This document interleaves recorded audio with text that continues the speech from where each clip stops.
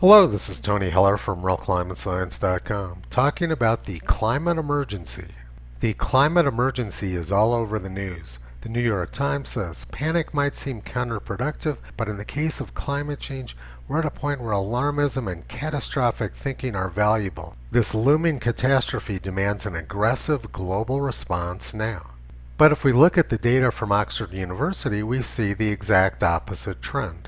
The number of people dying around the world from all types of natural disasters, including weather, has plummeted 80% over the last century. For example, during the 1920s, more than 450,000 people around the world died every year just from drought. But over the past 30 years, very few people have been dying from drought. The data certainly doesn't support the idea of a looming catastrophe. In fact, it shows the exact opposite. 3 years ago, the Washington Post and leading congressional Democrats said that the world was going to end in 12 years due to climate change.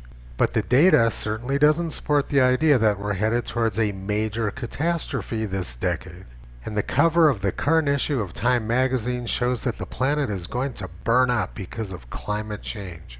Let's take a look now at the history of the Earth and the history of this climate hysteria. Dr. James Hansen from NASA started the global warming scare before Congress in 1988. Here's a quote from Dr. Hansen. "If we cannot stop the building of more coal-fired power plants, those coal trains will be death trains, no less gruesome than if they were boxcars headed to crematoria loaded with uncountable, irreplaceable species." So Dr. Hansen equated the burning of coal with Nazis killing 6 million Jews during World War II. As a Jew, I find this incredibly offensive. But in this video, I'm just going to focus on the science. The burning of fossil fuels lights this Christmas tree and allows this little girl to have a wonderful Christmas morning in a warm, comfortable house. And Dr. Hansen is comparing that with what the Nazis did to 6 million Jews during World War II. It's a pretty ridiculous comparison and gives good indication of how dysfunctional Dr. Hansen's thinking is. We can learn from history what life was like for children before the days of fossil fuels. Yesterday we visited the Bingham Hill Pioneer Cemetery in Fort Collins, Colorado.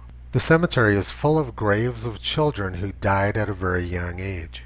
A lot of these children died because they fell sick and their parents weren't able to keep the house warm enough to keep them alive. The good news is that thanks to the ready availability of low-cost fossil fuels, this is no longer a problem. For example, in the state of Wyoming where I live, no children died from the flu or COVID-19 over the past year. The burning of fossil fuels has greatly improved the lives of billions of people around the world.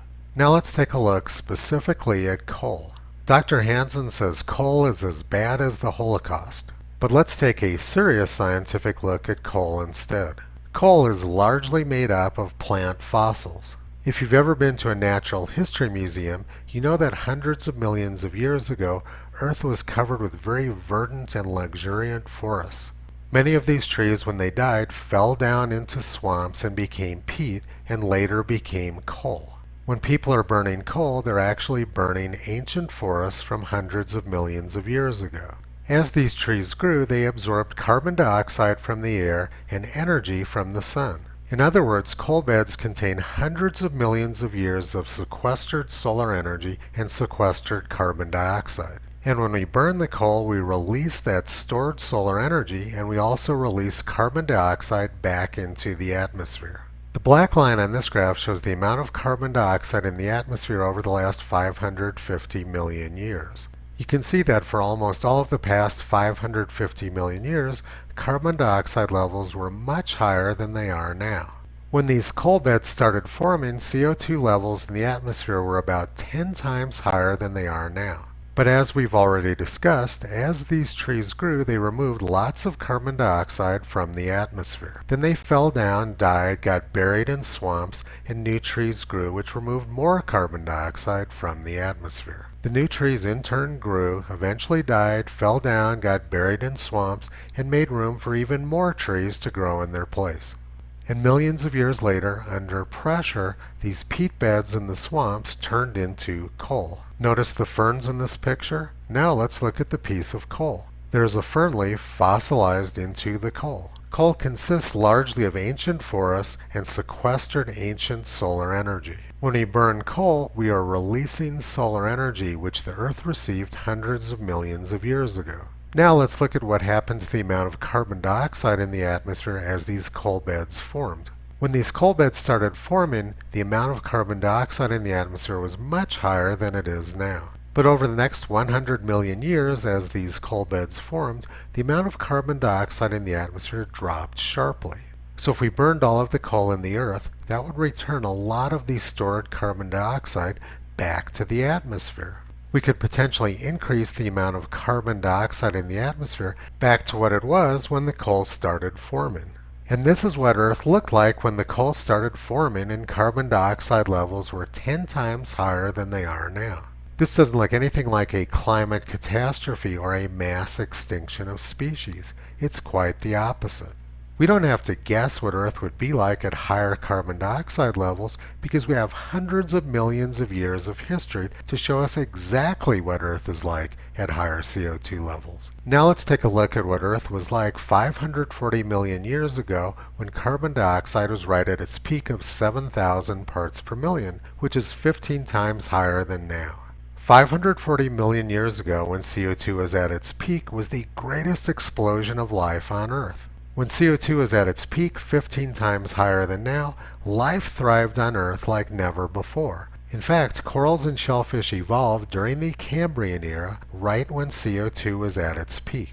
Dr. Hansen said that the burning of coal would lead to high CO2 levels, which would be equivalent to the Holocaust. But he has no clue what he's talking about. The greatest expansion of species on Earth occurred when CO2 was at its peak. This is the exact opposite of what Dr. Hansen predicted. He has no understanding of Earth history, which makes him incompetent to be making these sort of predictions. NASA satellites have shown that over the past 40 years, as the amount of carbon dioxide has increased in the atmosphere, Earth has gotten much greener. This should not come as a surprise to anybody. Commercial greenhouse operators pump up the levels of carbon dioxide inside their greenhouse in order to make their plants grow faster and be more drought resistant. Reality shows us the exact opposite of what Dr. Hansen was predicting.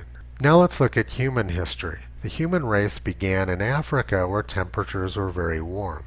Humans are not naturally equipped to deal with cold weather. But over time, humans discovered fire, which allowed them to migrate into Europe and Asia. Until recently, humans relied on burning wood to keep warm. And when people burn wood, they are releasing stored solar energy and stored carbon dioxide back into the atmosphere. But we can't rely on burning wood anymore. It causes huge amounts of pollution, and there simply aren't enough trees to support 7 billion people. The only reason why the people of North America, Europe, Russia, and most of Asia are able to live there is because we have fossil fuels available to keep us alive. And Joe Biden has promised to take these life-giving fossil fuels away from us. But kiddo, I want you to just take a look, okay? You don't have to agree. But I want you to look in my eyes. I guarantee you, we're going to end fossil fuel, and I am not going to cooperate. Okay? What he's talking about would be catastrophic, and it's based on junk science from Dr. Hansen. In 1988, Dr. Hansen predicted that Lower Manhattan would be underwater within 20 or 30 years. That would be no later than 2018. But Manhattan is still there. Nothing has changed except that many rich people have fled the city and moved to Florida to escape insane Democratic policies. 25 years ago, the New York Times predicted that most of the beaches on the east coast of the United States would be gone in 25 years, or by the year 2020. But that didn't happen. In fact, last year, former President Barack Obama purchased a $15 million home on a beach in Massachusetts. Obama spent 8 years trying to scare Americans about sea level rise, but obviously he doesn't believe it himself. Joe Biden lives right next door to the Smithsonian. It would be nice if he took a trip over there and found out what Earth is really like at higher CO2 levels. It's not a catastrophe, it's more like a paradise.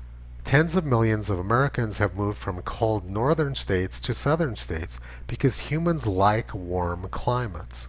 And we can't survive in cold climates without fossil fuels. Even people in Texas were freezing to death in February when the supply of fossil fuels wasn't adequate.